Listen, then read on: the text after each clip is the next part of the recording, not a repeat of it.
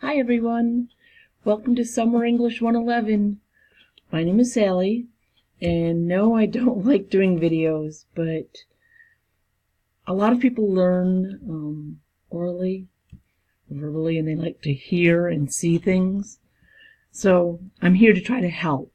I'm always going to try to help you learn any way I can, even if it makes me feel uncomfortable, because that's really my goal. I'm a geek. I want to help you. So do text me, email me, get a hold of me in any way that you can. Come into my office, do whatever works for you, because I want to help you. This class takes a lot of work. Heads up, this class takes a lot of work. You're taking a summer course. So that means just by numbers. It's a 3-credit class. There are 12 hours a week in the summer because of the condensed thing that you're expected to work on this class. That's for the normal student. I know some of you are super and amazing, and maybe you can do it in 9 or 10. But if any of you are like me and have a little ADHD or a little dyslexic, then you're going to be more than 12 hours. And that's not me just being mean. It's the classes are figured for the average student 12 hours. So I figured out how many hours every assignment should take. And that's how we load them in there. So, no lie, if you don't have 12 hours for just this class a week, please drop it immediately so you can get your money back, because it is 12 hours a week. It's going to take that long. The good news is you can really learn a lot from this class. I know I'm a teacher, and maybe we all like to say that, but I believe it.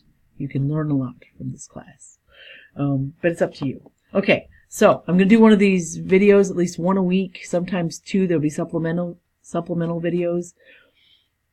I beg you to watch them. They can help.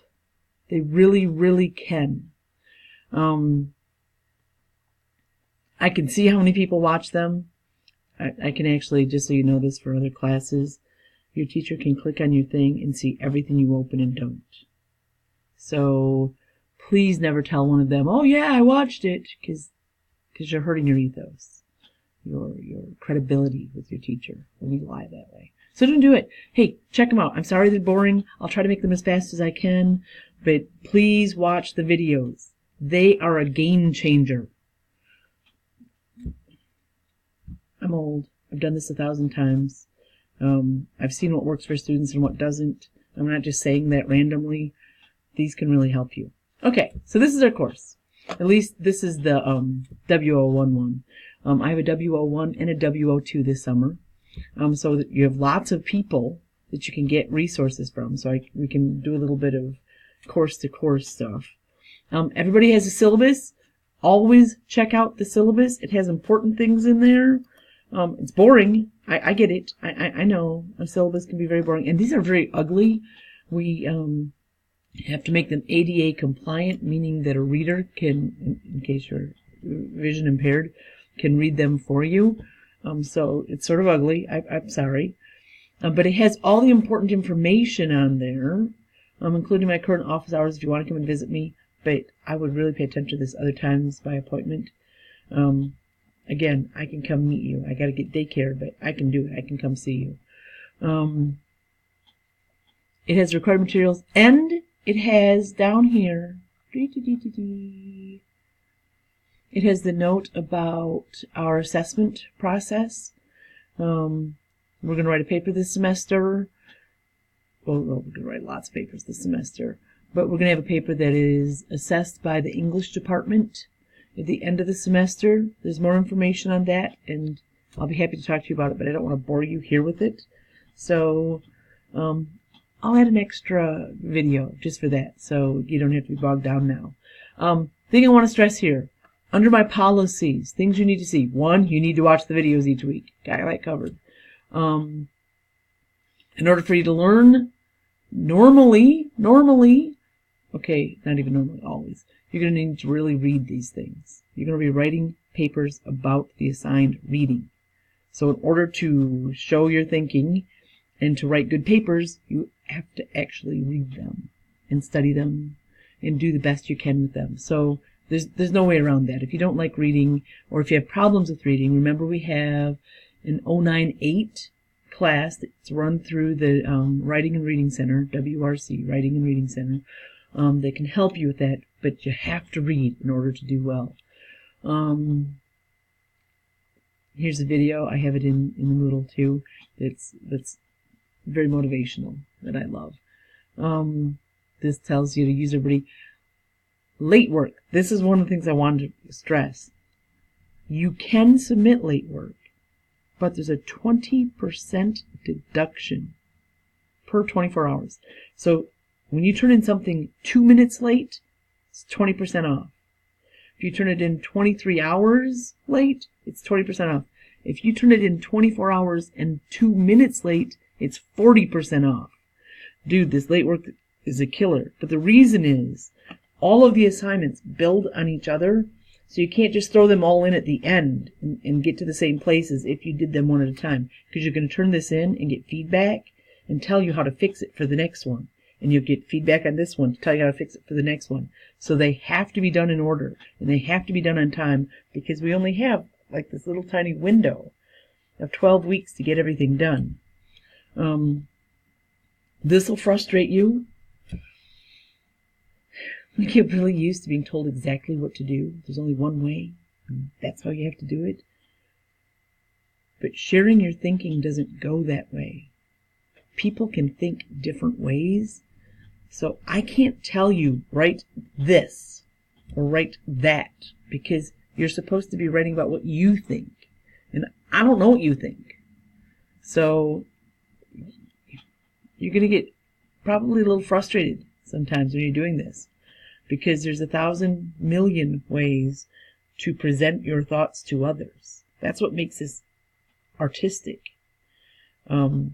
Yes, we're writing nonfiction, but even when you write nonfiction, you're making endless choices about how to present that information. This isn't about plagiarism. Plagiarism is when you take other people's thoughts and don't credit them. So, like, if you had your roommate write it, that's plagiarism. If you use one of our sources' words, like Samuelson, one of our first sources, and you don't put quotes around it, you don't say that it's from Samuelson, even if you paraphrase, that's called plagiarism. It's a big deal. That's why it has a whole lot of area here. Let's see. This is how the grading is done. This talks again about the assessment policy. And if you look, I know I mentioned I might do a video for it. I think I have one. But there's also this explanation of our assessment process. It's spelled out for you. And you can also get a hold of me. The whole class is based on this rubric. So I would suggest you use that. Also in here, also in here, I would look at how to upload assignments if you don't know how. If you've never used Moodle before, this could be helpful.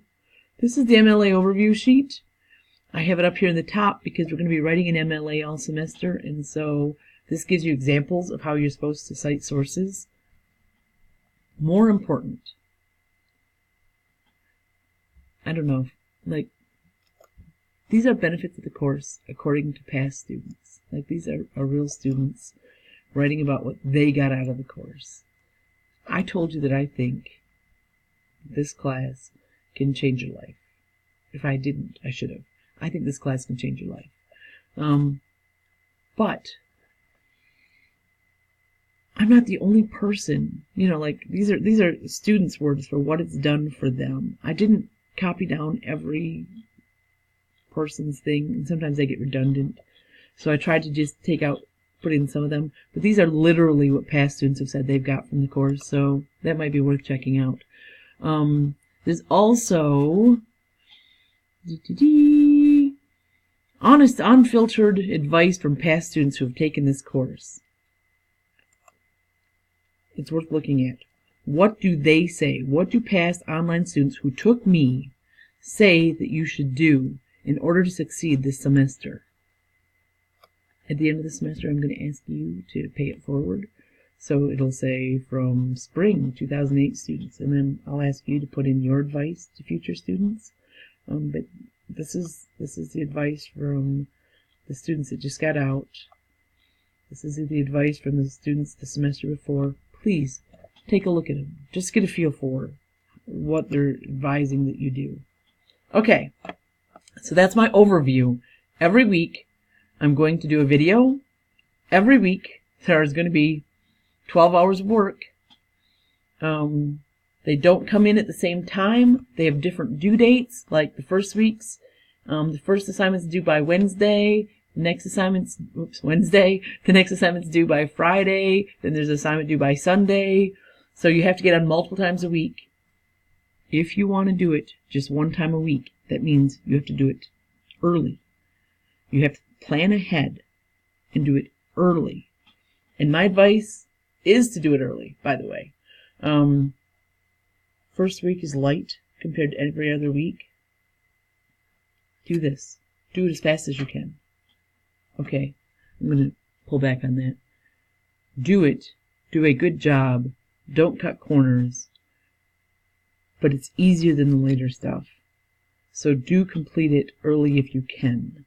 Then jump ahead and start week 2. That's my strong advice. I'm going to have at least 2 weeks open ahead for you each time. So please work ahead, especially if you want to do it all at once. You can do it all at once. Well, not really. You can do it twice, but you got to do it early in order to do that. You could get on every Sunday and do a giant pile, 12 hours worth. That's not how my mind works, but if that's what you want to do, I have a brother that does it that way, then go ahead. But 12 hours, remember. And I'm here for you. Don't get frustrated and just spit and holler and swear at home. Text me, email me, let me know what you're confused on and how I can help, because I can. So instead of like building your frustration up, get a hold of me. I want to help. Okay, I'm Sally. I want to help. Please watch all the videos. I'm about to make week 1's video. Here we go. Bye.